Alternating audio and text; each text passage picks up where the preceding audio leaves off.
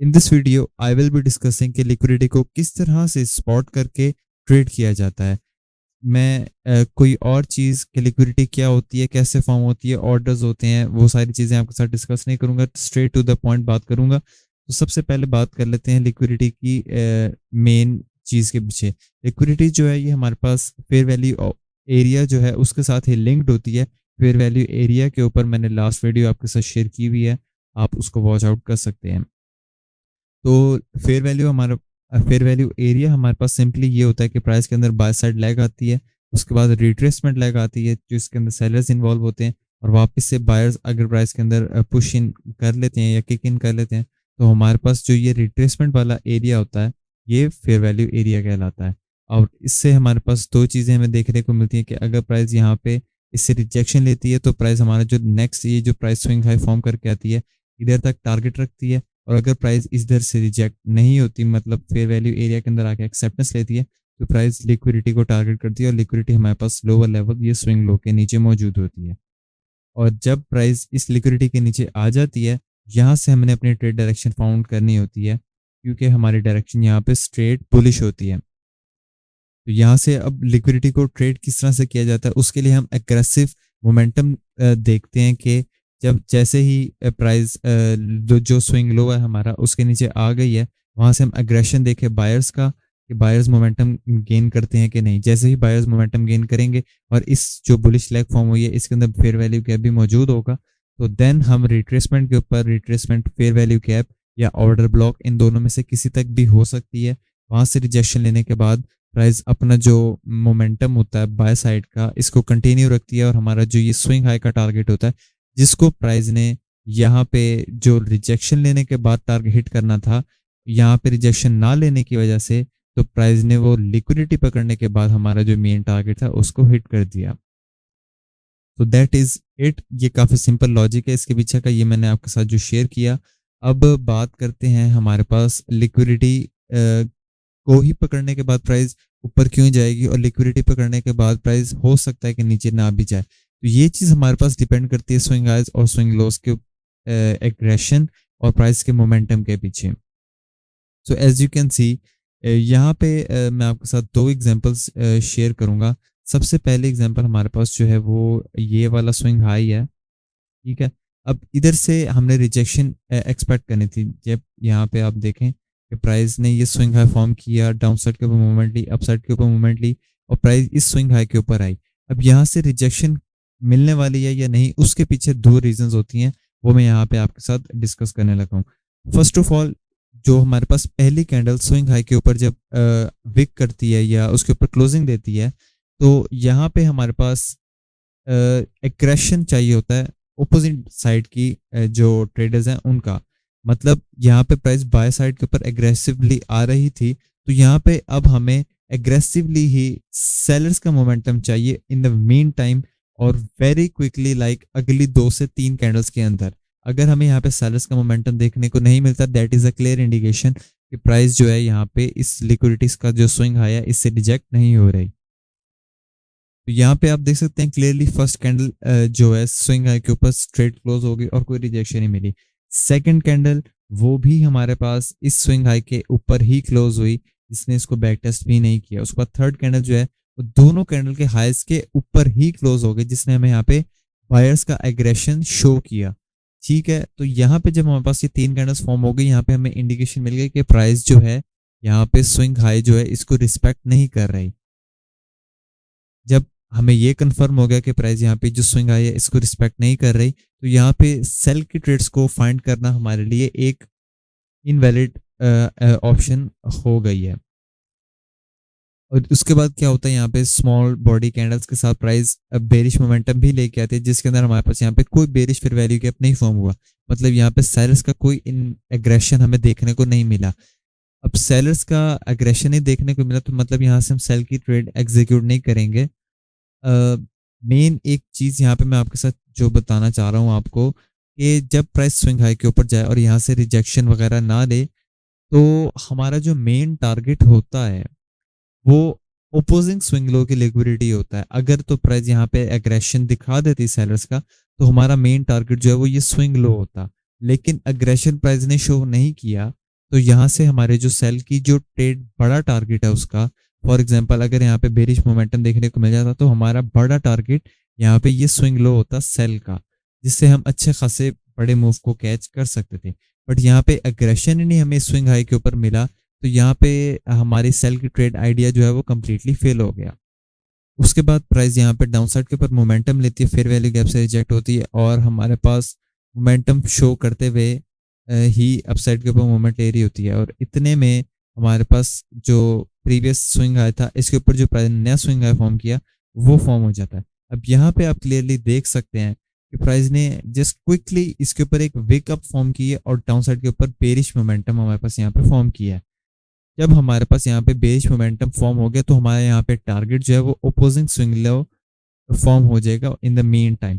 जैसे कि opposing liquidity हमारे पास ये मौजूद है, जैसे ही प्राइस ने ये स्विंग हाई के ऊपर विक फॉर्म की और बेरिश एग्रेशन दिखाया तो ये फेयर वैल्यू गैप हमारे लिए एक सेलिंग अपॉर्चुनिटी है जहां से हम सेल की ट्रेड एग्जीक्यूट कर सकते हैं फाइंड करके। और हमारा मेन टारगेट जो ये स्विंग लो ओपोजिंग लिक्विडिटी होगा। तो यहाँ पे देख सकते हैं कितने एग्रेशन के साथ प्राइस ने स्विंग लो को ब्रेक करते हुए डाउन साइड के ऊपर मोमेंटम ले लिया। तो that is how liquidity works. Liquidity simply हमारे पास जो है वर्क तब करती है जब अग्रेशन जो है हमारे पास अपोजिट साइड का very quickly in the mean time और नेक्स्ट 2-3 कैंडल्स के अंदर फॉर्म हो जाए। अगर एग्रेशन यहाँ पे देखने को हमें प्राइस के अंदर नहीं मिलता तो वो हमारे पास लिक्विडिटी लेवल रिस्पेक्ट नहीं कर रही होती प्राइस। अब इसका फेयर वैल्यू एरिया के साथ क्या लिंक है वो मैं आपके साथ शेयर करूंगा। सबसे पहले बात कर ली जाती है कि हमारे पास ये फेयर वैल्यू एरिया एक प्राइस फॉर्म करती है। एज यू कैन सी ये फेयर वैल्यू एरिया हमारे पास प्राइस एक रिट्रेसमेंट लेग जो होती है ये फेयर वैल्यू एरिया प्राइस हमारे पास फॉर्म कर देती है। अब जब प्राइस ने ये फेयर वैल्यू एरिया हमारे पास फॉर्म किया इससे हमारे पास दो चीज़ें फॉर्म होती हैं जिनको हम काइंड ऑफ अपना लाइन ऑफ डिफेंस कह सकते हैं। मतलब जब बुलिश फेयर वैल्यू एरिया हमारे पास फॉर्म हो गया मतलब हमने यहाँ पे एग्जीक्यूट करनी है अपनी बाय की ट्रेड्स को ही। अब बाय की ट्रेड्स हमारे पास 3 लेवल्स हमारे पास फॉर्म होते हैं जिधर से हम एक्सपेक्ट कर सकते हैं। फर्स्ट ऑफ ऑल ये जो हमारे पास फेयर वैल्यू गैप फॉर्म होता है, फेयर वैल्यू एरिया जब फॉर्म हुआ उससे ऊपर ही हमारे पास यूजुअली आमतौर पर फेयर वैल्यू गैप फॉर्म होता है। फेयर वैल्यू गैप ही हमारा फर्स्ट लेवल ऑफ रिजेक्शन होता है जिधर से अगर हमें रिजेक्शन मिल गई तो हमारे बाय का ट्रेंड कंटिन्यू रहेगा टुवर्ड्स द बायस लेवल जो भी हमारे पास ओपोजिंग यहाँ पे स्विंग लो लिक्विडिटी आ रही होगी टू द लेफ्ट साइड। अगर फेयर वैल्यू गैप से रिजेक्शन नहीं मिलती देन हम एक्सपेक्ट करेंगे कि हमारे जो फेयर वैल्यू एरिया है उधर से रिजेक्शन मिले। फेयर वैल्यू एरिया से जब रिजेक्शन प्राइस नहीं लेती तो हमारे पास जो होता है हमारा लास्ट टारगेट होता है वो स्विंग लो होता है जिधर से हम एक्सपेक्ट कर सकते हैं कि हमारे प्राइस बाय का जो ट्रेंड है उसको कंटिन्यू रखे to the upside. That is how ये इतना क्लियर ही है हमारे पास। फर्स्ट ऑफ ऑल जैसे ही हमारे पास bullish fair value area form हो गया हमने 3 लाइन ऑफ डिफेंसेस अपनी फॉर्म फाइंड करनी है। पहली जो होगी वो फेयर वैल्यू गैप होगी, दूसरी जो होगी हमारे पास फेयर वैल्यू एरिया होगा। अगर फेयर वैल्यू एरिया के अंदर एक्सेप्टेंस लेगी तो हमारी थर्ड लाइन ऑफ यानी लास्ट लाइन ऑफ डिफेंस जो होगी वो ये लिक्विडिटी स्विंग लो होगा। अब स्विंग लो लिक्विडिटी जो होगा ये हमें इंडिकेशन ही देगा अगर यहाँ से एग्रेशन देखने को हमें मिल जाता है बाय साइड का ही तो हमारा target main again opposite swing high जो लिक्विडिटी होगा वो ही होगा। फेयर वैल्यू एरिया के अंदर जब एक्सेप्टेंस लेती है ये एक सेल्फ हमारे पास सेटअप होता है जो कि एक सेल की ट्रेड एग्जीक्यूशन का फाइंड सेटअप हमें देता है। मतलब ये कि यहाँ से हमने देखना तो बाय है लेकिन जब तक प्राइस इस स्विंग लो तक रीच कर रही है तब तक हमारे पास एक सेल की ट्रेड की एग्जीक्यूशन मिल देखने को मिलता है। जब प्राइस फेयर वैल्यू एरिया के अंदर एक्सेप्टेंस लेती है तो यहाँ पे भी हम अगेन जो हमारे पास पहला फेयर वैल्यू गैप है उससे रिजेक्शन देखेंगे। अगर वहां से मिल गई तो हमारा फर्स्ट टारगेट ये स्विंग लो होगा जिधर तक हम अपनी सेल की ट्रेड को चला सकते हैं। और जब सेल की ट्रेड का टारगेट हमारा हिट हो गया और यहाँ से हमें बाइंग का एक करेक्शन देखने को मिल गया तो हमारा जो ओवरऑल प्राइस टारगेट था इससे हमारी जो बाय साइड की ट्रेड है उसको वापस से एग्जीक्यूट करेंगे और हम अब जो ओवरऑल ट्रेंड है उसके डायरेक्शन के अंदर ट्रेड को एग्जीक्यूट करेंगे। तो इस तरह से हमारे पास ये जो फेयर वैल्यू एरिया से रिजेक्शन और लिक्विडिटी है ये वर्क करती है। अब यहाँ पे आपको मैं इसकी एक क्विक एग्जांपल दिखा के फिर अपनी ट्रेड इस वीडियो को वाइंड अप करता हूँ। आप यहाँ पे देख सकते हैं कि ये हमारे पास वीकली फेयर वैल्यू गैप था जिसके अंदर प्राइस ने रिजेक्शन ली और रिजेक्शन भी हमारे पास कंफर्म हुई जब प्राइस ने यहाँ पे 2 time frames below sharp turn form कर दिया। मतलब वीकली टाइम फ्रेम का ये गैप था हमारे पास, जिससे 4 आवर टाइम फ्रेम पे फेयर वैल्यू गैप इन और fair value gap out form हुआ। तो हमें यहाँ पे कंफर्मेशन मिल गई कि यहाँ पे जी हमारे पास प्राइस अब fair value weekly fair value gap से रिजेक्शन कंफर्म कर दिया, और अब प्राइस हमारा जो मेन टारगेट है, जो कि हमारे पास स्विंग हाई है, ऑपोजिट उधर तक प्राइस रीच करने वाली है, जो कि हमारे पास ये स्विंग हाई है, हमारे पास टारगेट मिल गया। तो मतलब अब हमारे पास इस स्विंग हाई से लेके जो वीकली फेयर वैल्यू गैप है, ये हमारे पास जो है ये हमारा कॉन्टेक्स्ट एरिया है। मतलब इस एरिया के अंदर हमने अपनी सिर्फ बाय की ट्रेड को ही एग्जीक्यूट करना है और बाय की ट्रेड्स को फाइंड करना है। तो इस एरिया के अंदर हमने बाय की ट्रेड को फाइंड करना है, तो हम अपने नैरेटिव जोन्स को फाइंड करते हैं। ये वो हमारे पास 3 तरह के होंगे। First of all fair value gap, second of all fair value area, and third and last of all liquidity points. ठीक है, तो अब यहाँ पे असल जो एग्जीक्यूशन हमारी स्टार्ट होती है वो यहाँ से होती है। अब यहाँ पे आप देख सकते हैं क्लियरली कि प्राइस ने ये हमारे पास बाय का मोमेंटम लिया, और इन द मीन टाइम यहाँ पे हमारे पास प्राइस ने फेयर वैल्यू एरिया भी फॉर्म कर दिया। अब फेयर वैल्यू एरिया हमारे पास प्राइस ने ऑफर किया है, ये उसका हाई है, और ये फेयर वैल्यू एरिया का जो लो है ये हमारे पास लिक्विडिटी पॉइंट है। सो हमारा टारगेट जो है मेन वो ये वाला स्विंग हाई है, ठीक है, जो कि यहाँ पे 34-38 का टारगेट है। मतलब यहाँ तक हमने बाय ढूंढना है। अब बाय ढूंढने के हमारे पास दो चीज़ें हैं, हमने अपने नैरेटिव जोन जो है उधर तक प्राइस को वॉच आउट करना है। तो जब price in the mean time इस एरिया के अंदर ट्रेड हो रही है, तो यहाँ पे हमारा फर्स्ट जो बाइंग जोन है वो ये फेयर वैल्यू कैप है, जिससे रिजेक्शन मिलने पे हम बाय करेंगे, और हमारा जो फर्स्ट स्विंग हाई है वो टारगेट होगा। यहाँ पे प्राइस करती क्या है, इस स्विंग हाई से रिजेक्शन लेने के बाद हमारा फर्स्ट टारगेट है उसको हिट करती है। ये जो फेयर वैल्यू एरिया ये हमारे पास स्टिल पॉसिबल है। यहाँ से हम स्टिल अपने जो वो दो ट्रेड आइडियाज होते हैं उनको वैलिड रख सकते हैं। फेयर वैल्यू एरिया से रिजेक्शन मिलने पे प्राइस हमारा जो स्विंग है उसको टैप करेगी। अगर फेयर वैल्यू एरिया से प्राइस रिजेक्शन नहीं लेती बल्कि इसके अंदर एक्सेप्टेंस लेती है, तो प्राइस लिक्विडिटी पकड़ने के बाद हमारा जो बाय का जो टारगेट है उसको रीच करती है। यहाँ पे फेयर वैल्यू गैप से जब प्राइस रिजेक्शन लेके ऊपर चली गई, अब ये टैप इन हो चुका है। अब ये फेयर वैल्यू गैप 1 रिजेक्शन के बाद इनवैलिड हो गया। अब इससे हम दोबारा रिजेक्शन नहीं देखेंगे, और ना ही हम इस स्विंग लो से रिजेक्शन देखेंगे। उसके बाद क्या होता है, प्राइस यहाँ पे स्विंग हाई से रिजेक्शन लेने के बाद हमारा जो main second fair value area है इससे आके रिजेक्शन फॉर्म करती है। और जब प्राइस ने फेयर वैल्यू एरिया से रिजेक्शन फॉर्म की, तो हमारा जो मेन नेक्स्ट टारगेट हमें मिल गया है वो ये हमारे पास स्विंग हाई है ऑपोजिट लिक्विडिटी। जब भी हमारे नैरेटिव जोन से प्राइस रिजेक्ट होगी, तो हमारा जो नेक्स्ट टारगेट होगा वेरी क्विकली वो, अगर बाय के ट्रेंड में है तो स्विंग हाई होगा, अगर बेरिश ट्रेंड है तो स्विंग लो हमारा फर्स्ट टारगेट होगा। एज इन दिस केस यहाँ पे जो फेयर वैल्यू एरिया यहाँ से हमने बाय की ट्रेड को फाइंड करना था, तो हमारा टारगेट जो है ये स्विंग हाई फॉर्म होगा। और जिधर से रिजेक्शन लेने के बाद प्राइस रिट्रेसमेंट फॉर्म करती है, फेयर वैल्यू गैप के अंदर हमें सेकंड एंट्री का चांस देती है, और उसके बाद हमारा जो स्विंग हाई का टारगेट है उसको फॉर्म कर देती है। अब यहाँ से हम स्विंग हाई से रिजेक्शन देखेंगे या नहीं वो डिपेंड करता है कि इधर अग्रेशन या इधर जो प्राइस जो सेलर्स हैं उनका एग्रेशन किस तरह का है।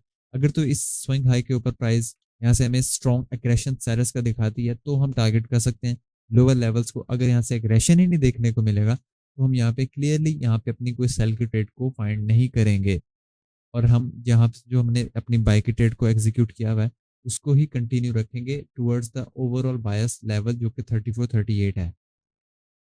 अब यहाँ पे क्या होता है, प्राइस वापस से हमारे पास new fair value in the lower time frame भी फॉर्म करती है, जो कि यहाँ पे आप देख सकते हैं क्लियरली। एक हमारे पास बायर्स की leg, retracement of the sellers, और यहाँ से हमारे पास बायर्स वापस से इंटैक्ट हो गए। तो हमारे पास प्राइस ने एक ये लोअर फेयर वैल्यू एरिया भी फॉर्म किया, क्योंकि हमारे पास वीकली फेयर वैल्यू कैसे प्राइस रिजेक्ट हुई और हमारा ओवरऑल टारगेट 34-38 है। इसके अंदर हमारे पास हाई प्रोबेबिलिटीज यही हैं कि प्राइस बायर की जो ट्रेड्स हैं उनको ज़्यादा वैल्यू देगी। तो यहाँ पे हमारे पास ये वाला जो फेयर वैल्यू एरिया है, हम इससे भी अपनी बाय की ट्रेड्स को फाइंड कर सकते हैं, और हमारे पास इन द मीन टाइम जो हमारे पास फेयर वैल्यू कैप भी होंगे, इनसे भी हम अपनी बाय की ट्रेड्स को फाइंड कर सकते हैं। अब यहाँ पे फर्स्ट जो फेयर वैल्यू गैप है इसे तो प्राइस ने रिजेक्शन नहीं दी, तो देन हम सेकंड फेयर वैल्यू गैप से रिजेक्शन का वेट करेंगे। यहाँ पे जैसे ही प्राइस ने इस सेकंड फेयर वैल्यू गैप से रिजेक्शन दी, हमारा वेरी क्विकली जो हमारा टारगेट होगा वो ये स्विंग नेक्स्ट स्विंग हाई होगा, जिधर से हम अपनी बाय की ट्रेड यहाँ से जो फेयर वैल्यू गैप से रिजेक्शन लेने पे बाय में एग्जीक्यूशन कर रहे हैं उसका टारगेट स्विंग हाई होगा। और वेरी नेक्स्ट कैंडल्स के अंदर ही प्राइस हमारा जो टारगेट है उसको रीच आउट कर देती है। अब यहाँ पे ये हमारा जो फेयर वैल्यू गैप जिससे प्राइस ने रिजेक्शन दी ये इनवैलिड हो चुका है और हमारे पास स्टिल जो हमारे पास फेयर वैल्यू एरिया है ये as a rejection zone work करेगा। और जो प्रीवियस वाला है यहाँ पे जो ओवरऑल प्राइस ने फेयर वैल्यू एरिया जिससे रिजेक्शन ले चुका है ये अब हमारे पास कंप्लीटली हम इनवैलिड हो गए और इससे हम रिजेक्शन का वेट भी नहीं करेंगे। जब फेयर वैल्यू एरिया ही रिजेक्शन हमारा इनवैलिड हो गया तो इसका लिक्विडिटी लेवल भी इनवैलिड हो जाएगा। So back to the point जिधर करंट प्राइस एक्शन यहाँ पे ट्रेड हो रहा है। अब यहाँ से हमने जो फेयर वैल्यू गैप से बाय ट्रेड एग्जीक्यूट की उसका स्विंग है तक टारगेट रीच होने के बाद हम यहाँ पे अग्रेशन देखेंगे सेलर्स का। सेलर्स अगर प्राइस के अंदर इंटैक्ट हैं तो हम अपनी जो सेल्स की ट्रेड है उनको फाइंड करेंगे। और यहाँ पे आप क्लियरली देख सकते हैं कि स्विंग ऐसे रिजेक्शन लेने के बाद प्राइस के अंदर सेलर्स काफ़ी एग्रेसिवली आए हैं और फेयर वैल्यू गैप भी प्राइस ने फॉर्म किया है। तो अब हमारे पास ये जो फेयर वैल्यू गैप है इससे हम सेल की ट्रेड की एग्जीक्यूशन फाइंड करेंगे towards this fair value area और हमारे पास साथ ही ये swing low opposite liquidity target होगा। तो यहाँ पे जैसे ही प्राइस फेयर वैल्यू गैप के अंदर गई यहाँ पे रिजेक्शन फॉर्म की और एग्रेशन के साथ प्राइस वापस आती है और हमारा जो स्विंग लो का टारगेट है इसको रीच करती है और ये जो हमारे पास फेयर वैल्यू एरिया लेवल था इसको प्राइस इसके अंदर एक्सेप्टेंस लेती है और इससे कोई रिजेक्शन यहाँ पे देखने को हमें नहीं मिलती। So that is how it works. और लिक्विडिटी लेवल से सिर्फ हमने एग्रेशन देखना होता है। अगर हमें एग्रेशन देखने को मिल गया तो हमारा जो अपोजिट स्विंग हाई अपोजिट जो लिक्विडिटी लेवल है उसको प्राइस रीच करेगी। और अगर स्विंग हाई से या स्विंग लो से हमें एग्रेशन ही नहीं मिला अपोजिट साइड के ट्रेडर्स का तो क्लियरली हम वहाँ से ट्रेड एग्जीक्यूशन अपनी फाइंड ही नहीं करेंगे। इंस्टेड जो हमारा ओवरऑल ट्रेंड है हम उसके डायरेक्शन के अंदर अपना नेक्स्ट नैरेटिव जोन या नेक्स्ट बाय जोन ढूंढते रहेंगे जिधर से हम अपनी ट्रेड एग्जीक्यूट कर सकें। I hope that helps. और लिक्विडिटी के बारे में आपको काफ़ी अंडरस्टैंडिंग इस वीडियो से मिली होगी। सो that is it for this video. अगर आपको कोई भी सवाल है या कोई भी किसी भी चीज़ के अंदर आपको प्रॉब्लम आ रही है तो आप इस वीडियो के कमेंट सेक्शन के अंदर लिख सकते हैं। मैं पूरी कोशिश करूँगा कि उसके ऊपर रिसर्च करके और टू द एग्जैक्ट इन्फॉर्मेशन जो है वो आपके साथ शेयर करूँ। So that is it for this video. We will meet in the next one. Good bye.